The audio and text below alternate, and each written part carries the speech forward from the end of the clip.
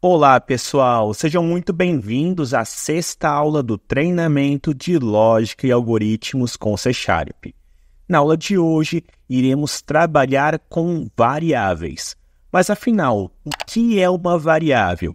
De maneira muito simples, variável é um espaço na memória para guardar temporariamente alguma informação. Pode ser, por exemplo, um nome, um CPF, uma data de nascimento, entre outras informações. E com esses dados obtidos para trabalhar de maneira temporária, nós podemos eventualmente enviar para um banco de dados, exibir em um console, fazer verificações, entre outras ações. Então é algo muito importante. Para a gente poder trabalhar com esse conceito, a gente vai criar um novo projeto, tá bom? Então, estou aqui no nosso Visual Studio Code, o terminal também está aberto. Eu vou pedir para vocês voltarem um diretório, lá para a nossa pastinha Lógica e Algoritmos. Para isso, eu vou utilizar o comando cd, espaço e 2 pontos. Em seguida, Enter. Agora que estamos na pasta raiz do nosso treinamento, eu posso criar o nosso novo projeto. Vamos lá. .NET, New Console, -n, 02, variáveis. Enter. Projeto criado, agora podemos abri-lo. Para isso, vamos em File, Open Folder. Selecionamos a pasta 02 variáveis, Enter, e esperamos o projeto ser carregado. Podemos fechar essa janela de boas-vindas e abrir o nosso program.cs. Vou aproveitar aqui e ocultar o explorador de arquivos, dar um zoom através do Ctrl+, e apagar o meu código de console.writeLine, além do comentário. Durante o nosso treinamento, utilizaremos 5 tipos de variáveis. Porém, aqui embaixo na descrição do vídeo, eu preparei um material complementar contendo todas as variáveis que o C# disponibiliza, além de uma pequena descrição de cada variável para auxiliar vocês a saber quando utilizar cada uma delas, beleza? Então, quais variáveis utilizaremos no decorrer do nosso treinamento? Eu vou iniciar criando os comentários.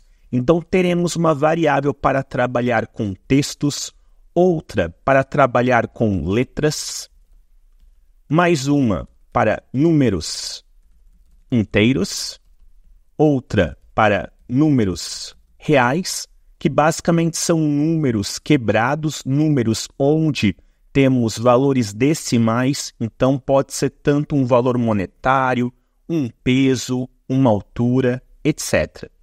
E por último, teremos também uma variável do tipo lógica. Então, são 5 tipos de variáveis.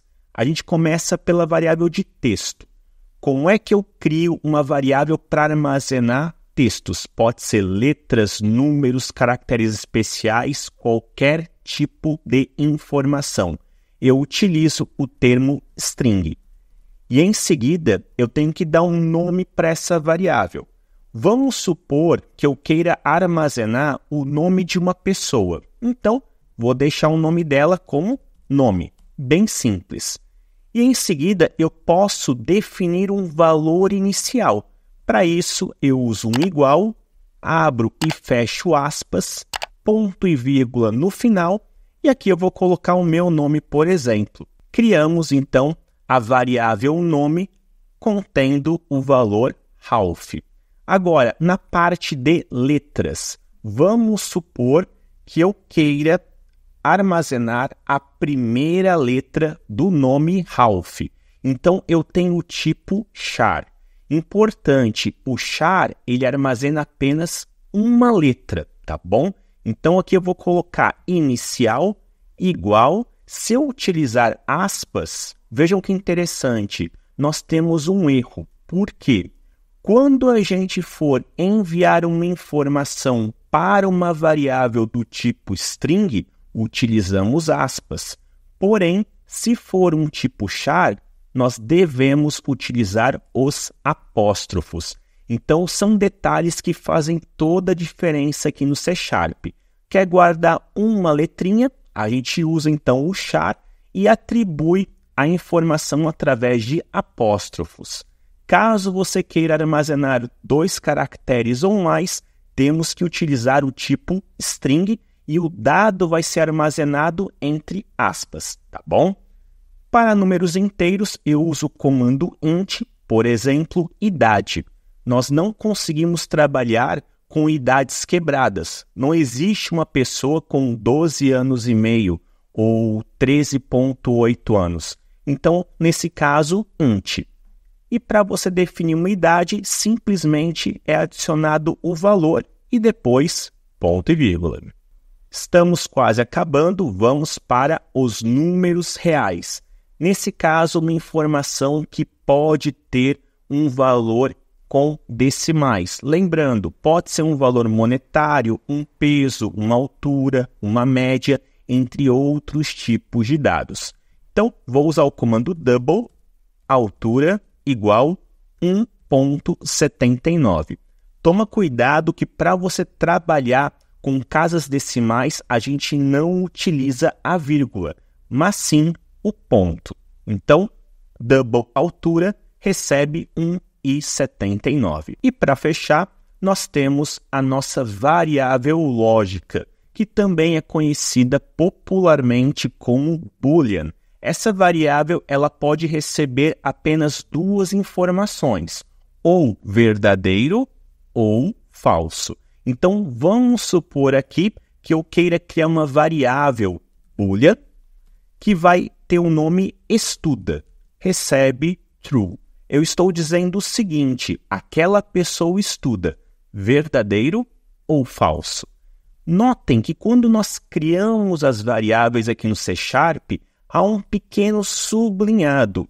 Por que isso acontece aqui no VS Code? É porque nós criamos as variáveis, mas não utilizamos em nenhum momento. Então não é um erro, é apenas um alerta que basicamente ele quer dizer, você criou uma variável, mas não utilizou. Será que ela deve realmente existir? Para a gente resolver isso, basta a gente utilizá-la em qualquer etapa do projeto. Por exemplo, nós podemos fazer a exibição das variáveis através de um console.writeLine. Vamos lá. Abaixo da variável lógica, vou fazer um comentáriozinho aqui, exibir valores das variáveis. Pulo uma linha, console.writeLine, abre e fecha parênteses, ponto e vírgula. Eu vou aproveitar aqui e vou copiar essa linha e vou dar um Ctrl V para facilitar o meu trabalho. Então, a gente vai ter 5 consoles.writeLine. No primeiro, eu vou exibir o nome. No segundo, a inicial. No terceiro, a idade. No quarto, a altura. E no último, a nossa variável estuda. Perfeito, pessoal. Fazendo isso, vejam que agora as nossas variáveis estão sem aquele sublinhado, inclusive o tom da fonte foi alterada. Estava um cinza e agora ficou bem mais clarinha. Então, estamos utilizando as variáveis, o VS Code entende que está tudo certo. Vou tirar do zoom aqui, Ctrl S para salvar e em seguida a gente pode abrir o nosso terminal e executar o projeto através do comando .NET Run. Muito bem, pessoal. Tá aí o nome, a inicial, a idade, a altura e true, que é para dizer que a pessoa estuda. Então, conseguimos exibir todos os dados contidos em nossas variáveis. Espero que vocês tenham entendido esse conceito e também tenham conseguido desenvolver este exemplo. Tendo qualquer dúvida, por favor, comenta aqui embaixo, não esquece aquele like e até a próxima aula.